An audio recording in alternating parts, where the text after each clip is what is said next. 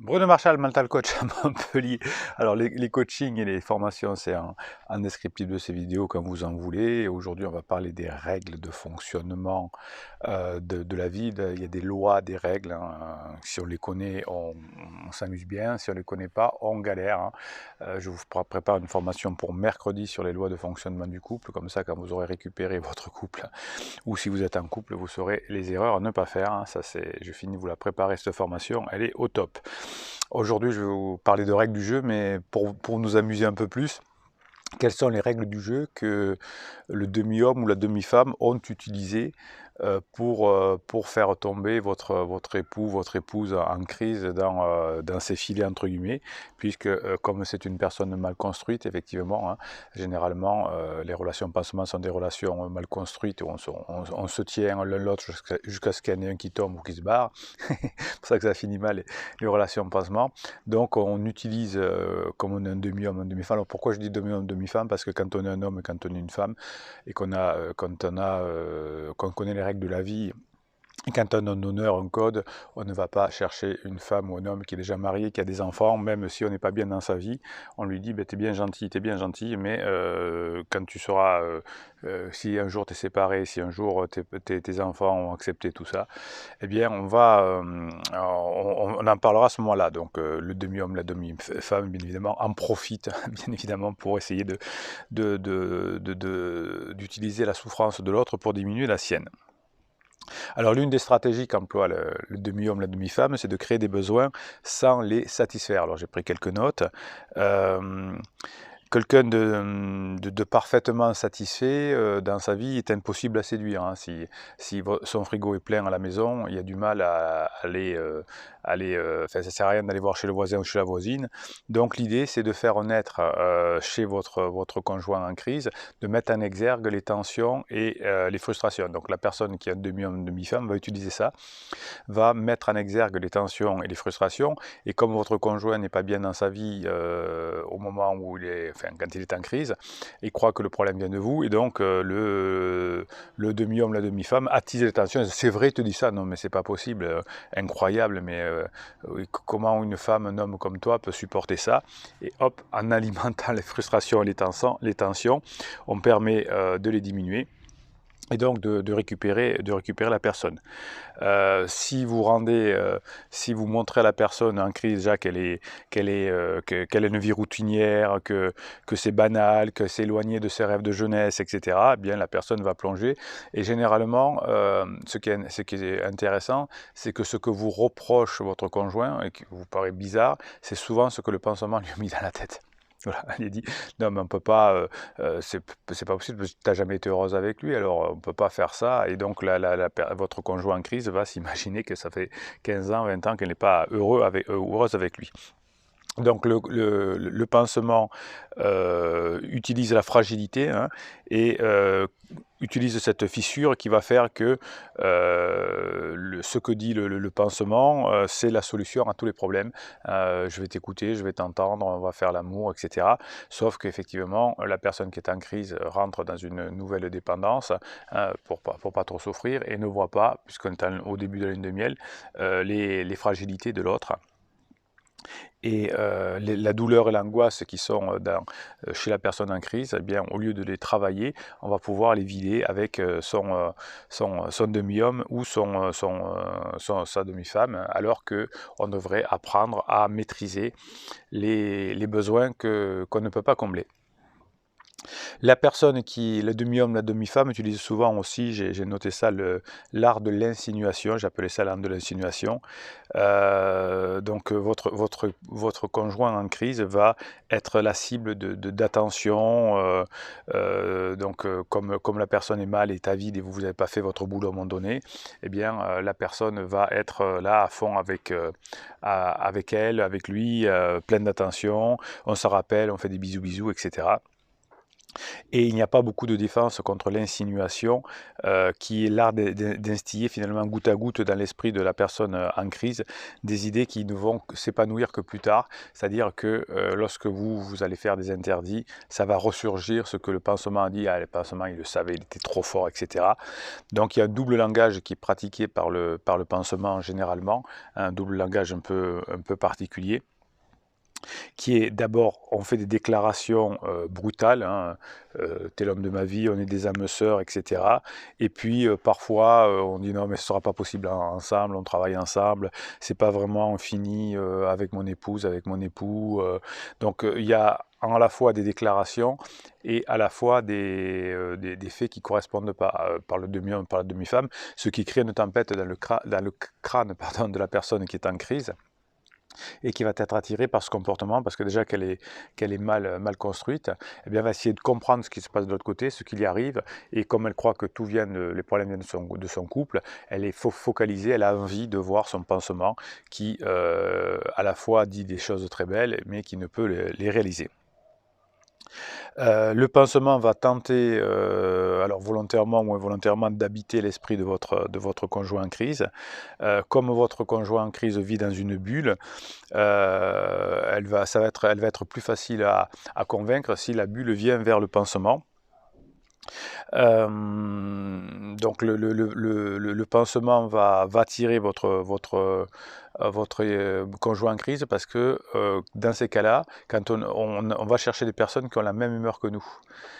Donc vous l'intéressez plus parce que vous êtes dans une humeur massacrante et déprimée, et le pansement, il est en haut en bas, il est dans des tops, dans des downs, donc il va plutôt dans les tops et dans les downs que dans quelqu'un qui est toujours en down.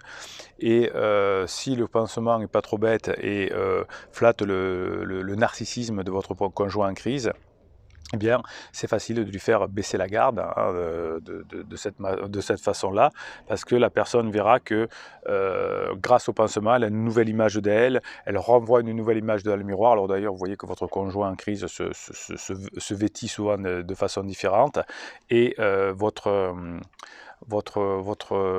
conjoint va tomber dans la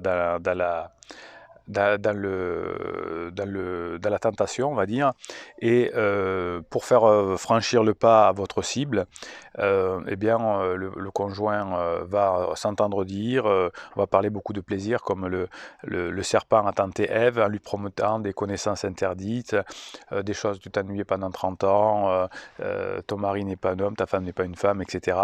Et souvent les hommes sont perdus et voient leur pansement comme des êtres très beaux et absolument sexy, absolument désirable, alors que si on regarde véritablement les pansements, ils ne sont pas toujours au top du top. D'ailleurs, une femme très belle ou un homme très beau n'a pas besoin d'aller chercher quelqu'un qui est déjà en couple et qui a des enfants. C'est quelqu'un qui a des possibilités, quelqu'un qui est bien construit, qui est admiré, et eux n'a pas besoin d'aller chercher effectivement quelqu'un qui est déjà en couple. Au contraire, il lui dit j'ai déjà assez de propositions, je ne vais pas chercher une proposition de quelqu'un qui est en crise et qui est avec ses enfants. Donc finalement, c'est pour ça que le pansement et le criseux ou la criseuse finissent par exploser, car c'est deux personnes qui sont pas bien construites, etc. Donc le pansement va essayer de mettre le doigt sur le point faible, le rêve que la personne n'a pas réalisé, et va lui laisser entendre qu'avec lui ou avec elle, c'est ce qui va se passer. Et donc votre conjoint en crise va être curieux, et la curiosité va balayer les doutes, et votre conjoint va tomber dans le panneau. Et elle va se trouver, ou il va se trouver, troublé d'abord par la magie du discours, et puis par les premiers actes. Votre conjoint va tomber aussi dans les filets, parce que le pansement est généralement mystérieux, dans le suspense. Comme il n'a pas fini une histoire, comme c'est pas clair, comme s'il va draguer ou s'il va accepter d'avoir une relation avec quelqu'un en crise, c'est qu'il n'est pas clair. Donc il va avoir un mystère, il va cacher des choses, il va mentir lui-même, et ce mystère va interroger en tout cas votre conjoint en crise, et c'est pour ça qu'il va être ou qu'elle va être sous son charme parce qu'elle ne comprend pas exactement ce qui se passe. Vous êtes dans les pleurs, vous êtes dans le reproche, et lui, on ne sait pas trop, il a un coup d'avance, ou elle, on ne sait pas trop, parce que elle dit qu'elle est libre, ou il dit qu'elle est libre, mais finalement pas tant que ça, etc. Et c'est ce qui va faire à terme, bien sûr, exploser la relation. Le conjoint en crise va être séduit par la magie du discours. Souvent, vous n'avez pas pris le temps d'écouter votre époux, votre épouse, et la personne pansement a du temps, puisqu'on s'envoie 50 textos par jour, parce qu'on se voit au repas de midi tranquillement à l'entreprise, parce qu'on se téléphone, et donc on a beaucoup de temps pour s'exprimer, et donc on a l'impression de se sentir écouté. Et le conjoint en crise va s'entendre dire exactement ce qu'il a envie d'entendre par son pansement. Et si le pansement n'est pas trop bête, il va dire des phrases chargées d'émotions, l'âme sœur, pour toujours, la beauté, etc. Le conjoint va se sentir flatté, va se sentir rassuré, va se sentir amailloté dans des promesses, dans des mots doux, et bien sûr votre conjoint va écouter son pansement, et ensuite bien sûr il en vaudra plus tard de lui avoir menti, et de ne pas avoir été du tout l'homme ou la femme qu'il a décrit, puisque effectivement le pansement est quelqu'un qui n'est pas forcément bien construit, parce qu'encore une fois, quelqu'un qui est bien construit va attirer des personnes à foison. Il n'aura pas besoin d'aller chercher un criseux qui est déjà marié et qui est déjà qui est déjà pénible. Vous, quand vous me parlez de votre conjoint et que vous commencez, grâce aux formations, grâce au coaching, à sortir un petit peu de votre dépendance affective, eh bien, vous vous rendez compte que votre conjoint est finalement est mal habillé, fatigué, toujours énervé, pas fiable, qui ne rappelle pas, etc. Donc des choses qui sont remédiables, qui font que on ne devrait pas choisir un conjoint comme ça. Donc vous, c'est le vôtre, c'est la mère ou le père de vos enfants, donc on comprend. Mais pour quelqu'un qui ne connaît pas la personne, on n'a aucune envie d'aller avec une personne comme ça. Souvent la fatigue, la négligence, etc. est quelque chose qui rebute une personne qui est bien construite. Donc vous voyez bien que généralement les relations avec un pansement deviennent compliquées. Quand on est loin, quand on se fait beaucoup de bisous en période de confinement, etc., c'est pour ça que vous avez la formation confinement qui est importante. On imagine l'autre différemment, et quand on se voit à la fin du confinement, ou quand on se voit que de temps en temps, tous les 3 ou 4 mois, parce qu'il y a des fois des pansements qui sont très loin, et donc on n'a pas le temps de voir que tous les défauts de la personne. Sur un week-end, on peut faire illusion, on peut bien s'habiller, etc. Et quand on passe au quotidien, eh bien, il y a une belle explosion ensuite. Voilà. Donc vous voyez que même dans les règles entre le pansement, le demi-homme et la demi-femme, et la personne, le criseux ou la criseuse, il y a aussi des règles, comme il y a des règles de fonctionnement du couple que je vous expliquerai dans la formation de mercredi. Mais il y a des règles cachées partout, quand on les connaît, mais qu'est-ce que c'est bon, qu'est-ce qu'on se régale. Allez, on est une bande de pirates, on fait circuler les bonnes informations, on est positif, on fait circuler aux personnes qui pourraient se faire avoir par un pansement, qui sont en crise, ben on va mettre des pouces en l'air, on va mettre des commentaires, YouTube va propulser cette vidéo vers d'autres personnes. Espérons-le que des personnes en crise tombent dessus et voient qu'elles se font malheureusement manipuler, d'où l'expression revenir la queue entre les jambes. Les hommes souvent ont fait ça pendant des années, sont allés voir des maîtresses, etc., pendant même des millénaires, et sont revenus la queue entre les jambes. Aujourd'hui, c'est autant les femmes que les hommes. Si vous faites ce qu'il faut, si vous faites les formations, si vous faites les coachings, si vous savez badiner, si vous savez avoir de l'humour, si vous savez attendre la fenêtre de regret et assurer les retrouvailles, puis appliquer les bonnes règles de fonctionnement du couple derrière, c'est comme un gâteau. Si vous avez les bonnes règles de fonctionnement, si vous avez les bons ingrédients, ça fonctionne mieux. Alors les pirates, on va mettre des pouces en l'air, on va mettre des commentaires, on va s'abonner, on va foutre le bordel, on va y arriver. Vous voyez que déjà, pour ceux qui ont suivi les formations, les coachings, ça va déjà beaucoup mieux.